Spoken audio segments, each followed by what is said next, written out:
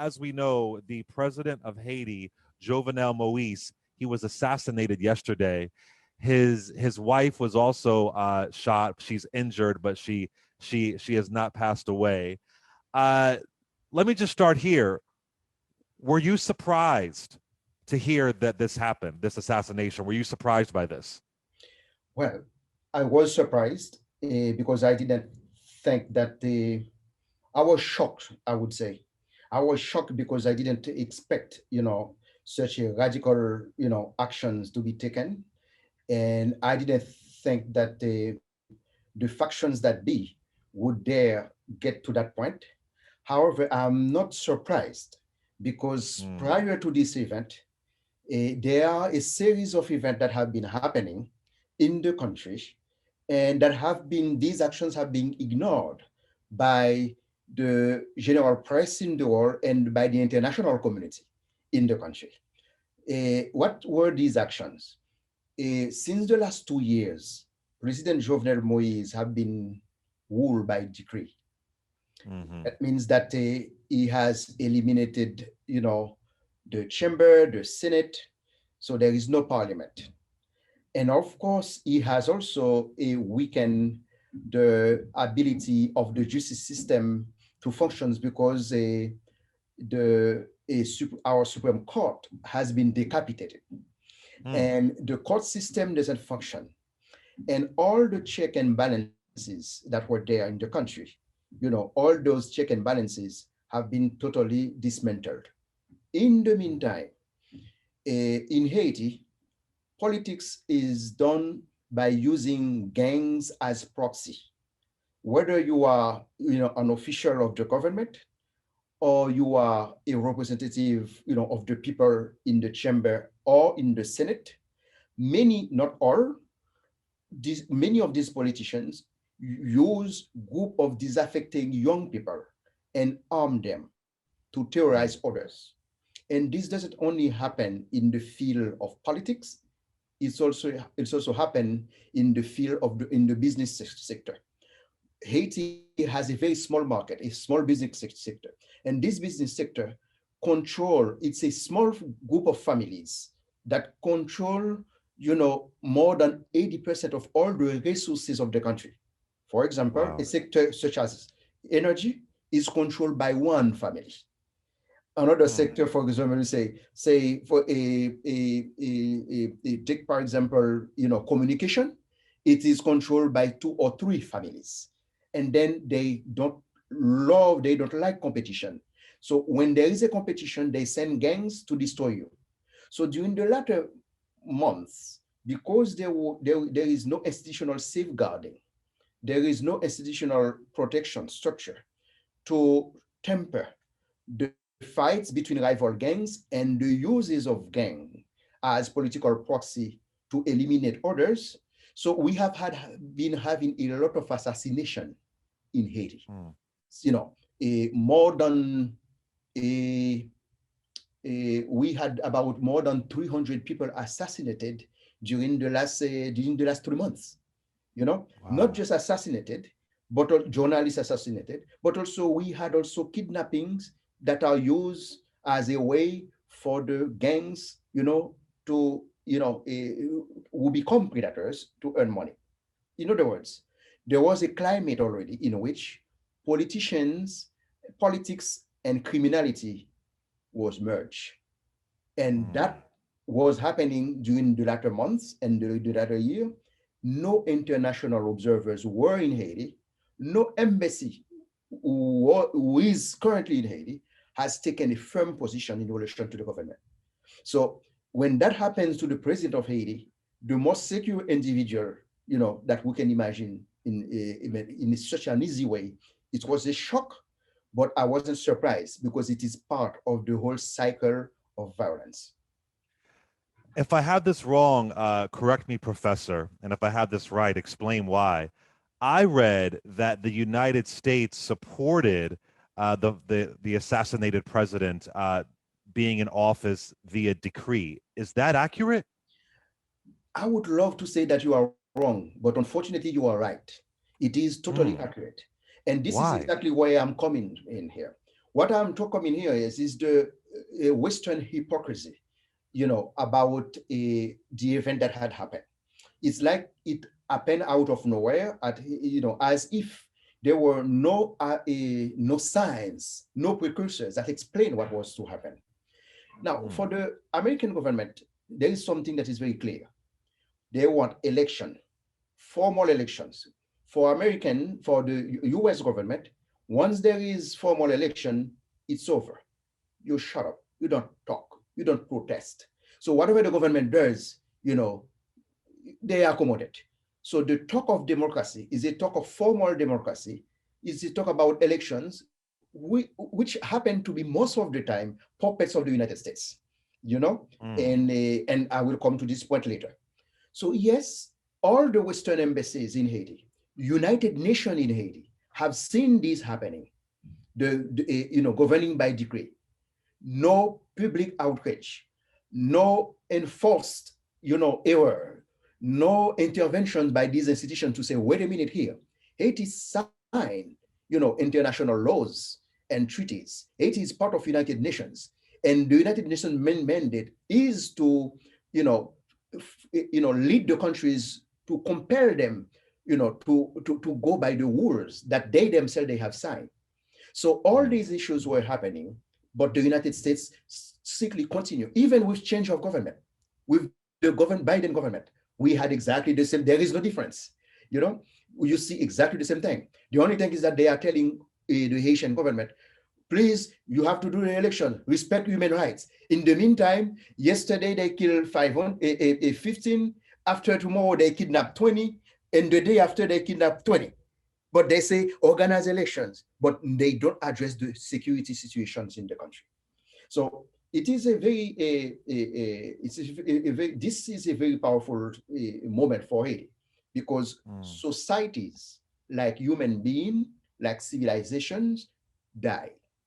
They die. So, and as a society, we are at a moment at a breaking point in which that, it's like the Hobbesian situation where you have every group against every group. And at this point, there is a need to rethink the whole fabric of Haitian society and Haitian state.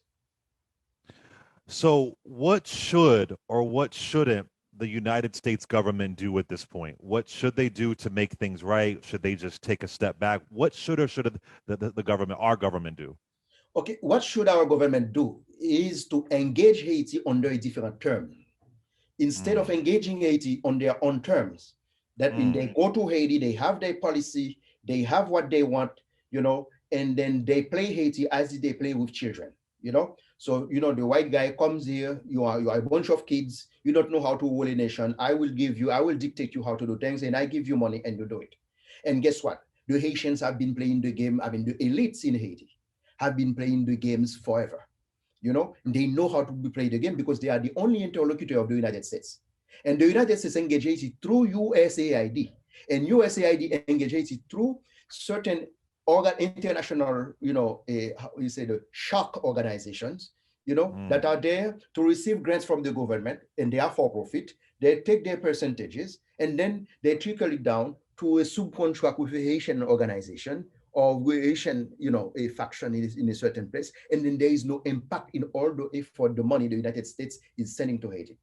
What the United States should do is to place Haitians at the center of their own decision. The United States Wow. can accompany Haiti because the United States has the leverage to do that.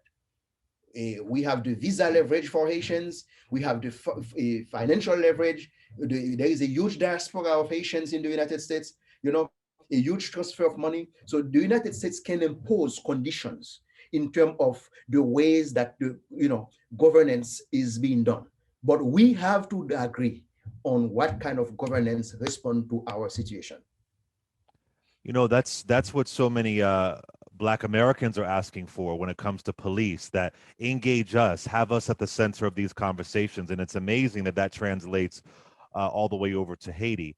I keep hearing people say that Haiti might just collapse, the entire country might collapse. If that happens, what happens to the average citizen, to the mother, the hardworking father, the kid going to school? What happens to the average citizen who doesn't have power or money in Haiti if this country collapses? We, I am not going to say that the country can collapse. I Okay. say that a society can die in the sense that it destroys itself and turns into something else. It can morph into something else. You know. Now, this is what I mean by that. The idea of Haiti can collapse. The idea of Haiti was an idea of Black freedom. It was Yes. an idea of a pan-African, communion, an idea of sovereignty, an idea of humanity, contributing to humanity. This idea is at stake. And because they Mm. have turned the international organizations and the international community has turned Haiti into a country, a beggar, a begging, how do you say that? Beggar? Turn Yeah, begging. Haiti into Yeah. beggars. You Yes. have to beg for everything, for the trash that is in front of your face, for the killing that is happening next to you, for the organizing election, for organizing institution, for providing education. We beg every single day. The project of Haiti was a project for Haiti to be autonomous, not to be a beggar. It was a project Mm. for Haiti to contribute to humanity. It was a project to allow the Black people to have a space of sovereignty where they can interact on an equal footing with another state, with another group, another community, with African Americans, without being afraid that we are being mediated by so many mechanisms of power, that ultimately shrink us. So Haiti will not will not collapse as such, because you will always have an intervention. You will always have the US with sending the military boots for several days or several months or several years, and later on they will go back, and then things will happen again. So we will be destroyed. We will be destroyed progressively, transformed progressively. We will be morphed progressively, and that's what is happening. One thing that is important in this discussion, people most of the time when they think about Haiti and Haitians, they just think about poverty. They think about violence and misery, but they forgot the, what allowed Haiti to exist was a movement that called for humanity of all mankind, all humankind, including Black people. That's what was at stake. And when Haiti became independent, all the Western powers did one thing: show the world that Haiti cannot govern itself. Mm. And they have done that. By God, they have done that. The French have done it, the German have done it, Mm. the British have done it, the Americans have done it. They wanted to show, since slavery, to show their domestic audience, their domestic bodies, their Black bodies. You want to be like Haiti? The French wanted to show their colonized bodies in Africa, in the Caribbean. Oh, you want to be independent? You want to be like Haiti? So Haiti has been an example. They have made of us an example. But this is not just because of those powers. It's because, of course, of what greed capitalism has done from us. Because Haitians also have done exactly the same thing to their own people. Those who are being oppressed are not the American whites who are sent in Haiti, to oppress people. Those who are oppressing people are Haitians. They are Haitians, like in the time of slavery from the plantation. They are the house slave. The As house overseer. slave, Yes. exactly. They Hmm. are the commanders. That's what they are. So we create institutions in Haiti, powerful institutions like the state, like the police, like the army, against our own population. We don't Mm. create them to guarantee the sovereignty of the body. We didn't create them for the guarantee of the human security. We didn't create them for people to enjoy life, to work, to develop, to reproduce. No, they didn't do that. They do that to replace the master. And this is the kind of state that the masses of the population rejects. We don't want it. They don't want it. Those people who are kept outside of the that cannot usufruct the benefits of having a state institution that can guarantee education, that can guarantee security, that can provide support for agricultural activities, space for the economy to grow. So they kind of state is not for, it doesn't provide it for the mass of the people. They did it for the few upper middle class and the few traditional bourgeoisie, light skin most of the time, who take advantage of the whole thing. And they are the one who are the intermediary of the United States and the rest of the world. What must be changed is to change this intermediation with Haiti. Countries can engage Haiti. A multilateral institution can engage Haiti by engaging all Haiti, not just the few that have maintained the country in this situation.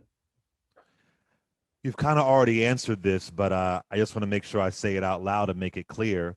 So according to what you're saying, because I've been saying this since I was in college, that Haiti is still suffering for independence in 1804, that over 200 years later, this country is still suffering for being the first Black nation. I'm correct, right? You are totally correct. We are totally correct. And it's paying the price. It's paying the price because of two reasons, from inside and from outside. From inside, as I said, we generated an elite that accaparates the state and all the goods of the country.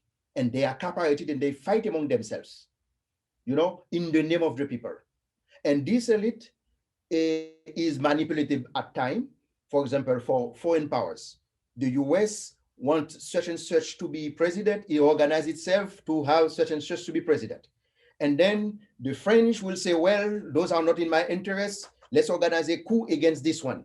And then the US will reestablish such and so forth and so on. The institutions are not done, are not carved for Haiti. And yet there were modern institutions that at the beginning, they were created at the beginning to serve universally all Haitians.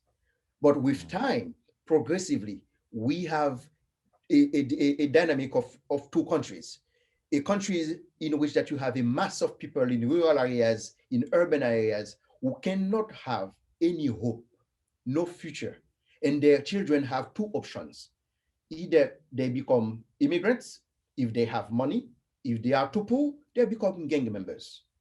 And as gang members, they are a kind of cheaper, they are very cheap to be recruited, by entrepreneurs, by politicians to do their business. So that's exactly the kind of situation we are living in. Forgive me if this is a dumb question, but I just don't know and I want to ask it. Is there anything that can be done with the Dominican Republic? I mean, they're all on the same island. Of course, we know how DR has treated Haiti with Trujillo and so on, but is there anything that can be done in tandem, or is it just those two are just remaining separate even though they're on? I know DR has its own issues too, but is there anything that could be done with DR being right next to them? And any project to work with the DR is a good project because at the end, the island is the island. But the first thing first, and I know in your question also there is that implicit point here that would say that we do have, despite all of these challenges that I just enumerated, we also have creativity. We also have, at the grassroots levels, you have organizations that are fighting. Not everybody is corrupt, We also have, for example, some municipalities that work. We have at the grassroots level where the problem is the proximity of the apparatus with the masses. So what the international community can help us do is help us rupture this cycle in which you have a few controlling the apparatus of the state and its resources, preventing the rest to grow, and break this cycle. And this will require some muscle, requires some political decision. For example, this will require a lot of effort for the Biden administration to understand that they have to rethink the way that they deal with Haiti. Why is it difficult? Because in 2 years, we are going to have an election. And in the Senate is divided by 50-50. They know they may lose the House of Representatives. So they are not going to play in the hand of the Republicans by bringing the hot potato of Haiti. And yet there is a political courage that is needed from the United States because they have the leverage. They can lead the United Nations, particularly the Security Council, enact certain, a conduit in order for the players in Haiti to sit down. They can call for for the creation of a way for them to create a space so then all the community-based organizations can participate in the discussion.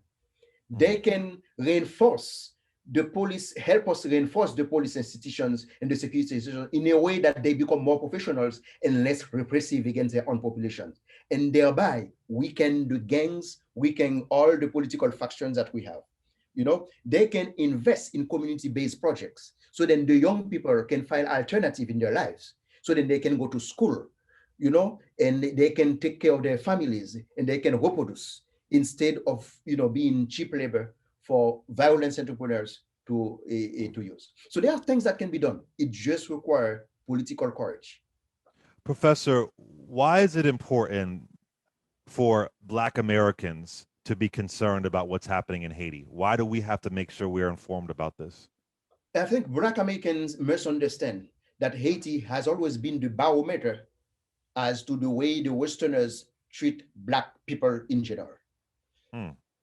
Because the way that the United States treat Haiti, it would never treat any other countries that way. The way the United States dictates Haiti's policy, infantilize Haiti, the way that the French do it, the Europeans do it, they don't do it with most of the nations that they are helping. Because there is something at stake here. What is at stake is that to show you, you want to be autonomous in the United States, you want to have the same right as everybody else, you want to have equality. If we give you equality, this is the way you are going to become. So there is a kind of racist premise that permeates the foreign policy. There is a racist premise that permeates the way that nations like the United States engage Haiti. And the Black American should be concerned, because the best way for you to know that you can be a light for the rest of the world, for the rest of Africa, for the rest of Black country, is to be a light also for those who are very next to you, because they bring to you additional, cultural resources. Historically, we were part of the process that led to the independence of the United States. People forgot about that. They forgot that Haitians died in Louisiana, in Savannah. Haitians died for the United States. The blood, they came from there. So African Americans must be interested, because Haiti also is a space for opportunity for Black entrepreneurs. Okay, and if we create a stable Haiti, it allows you to have spaces to breathe, because Haiti is also your land. It's the only land you can claim that is yours. That is, you are not subjugated by another power that says that, let's negotiate the space. In Haiti is a Black land. It's for you. It's for us. It's for all of us. That's why all African Americans should be interested.